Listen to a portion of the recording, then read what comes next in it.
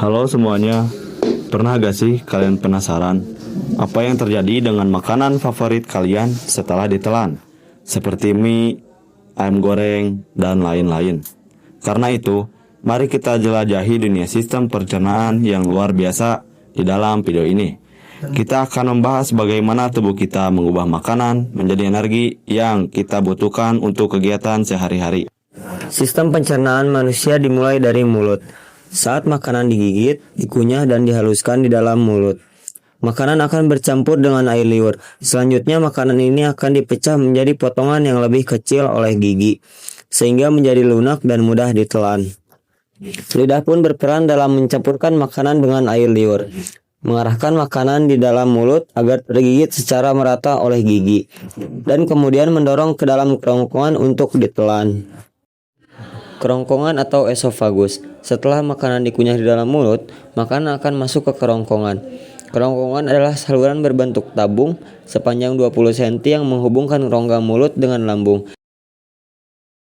Di dalam kerongkongan terjadi gerak peristaltik, yaitu gerakan meremas-remas yang dilakukan oleh dinding kerongkongan untuk mendorong makanan masuk ke dalam lambung. Lambung atau stomach adalah bagian organ pencernaan yang paling elastis. Bentuknya seperti kantong dan terletak di dalam rongga perut sebelah kiri atas.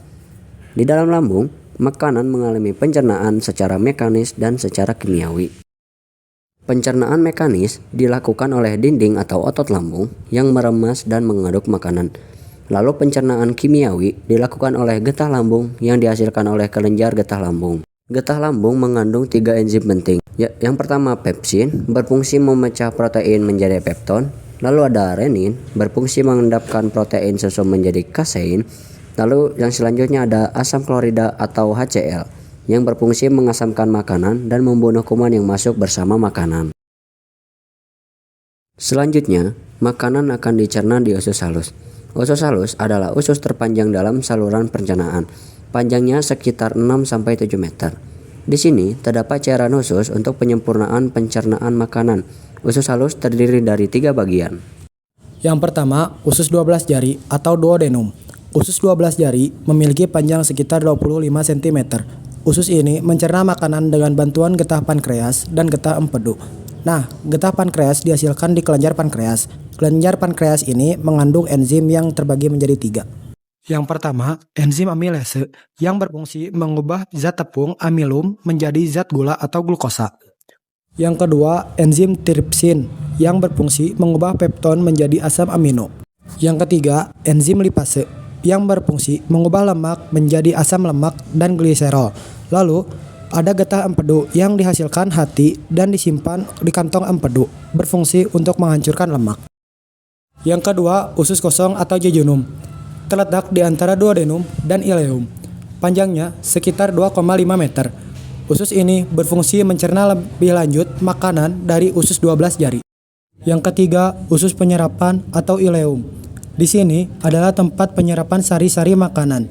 Di seluruh permukaan dindingnya terdapat ujung-ujung pembuluh darah yang menyerap sari makanan, yang kemudian diedarkan ke seluruh tubuh.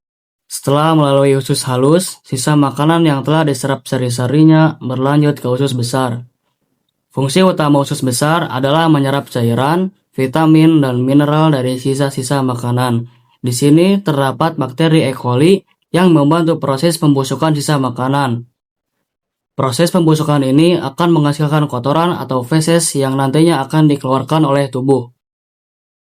Setelah melalui semua hal tadi, makanan akan berakhir di rektum dan anus. Yang pertama, rektum adalah ujung muara dari usus besar yang berfungsi sebagai tempat penyimpanan feses sementara. Ketika rektum penuh, saraf akan mengirimkan sinyal ke otak yang menimbulkan rasa ingin buang air besar.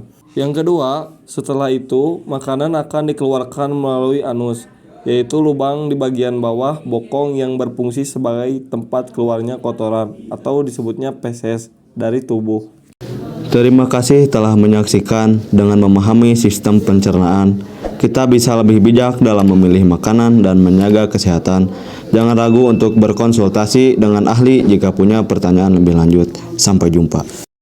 Jika ada pertanyaan yang lebih lanjut, boleh ya untuk komentar di bawah ini. Dan jangan lupa untuk like dan subscribe video ini untuk mendapatkan video lainnya.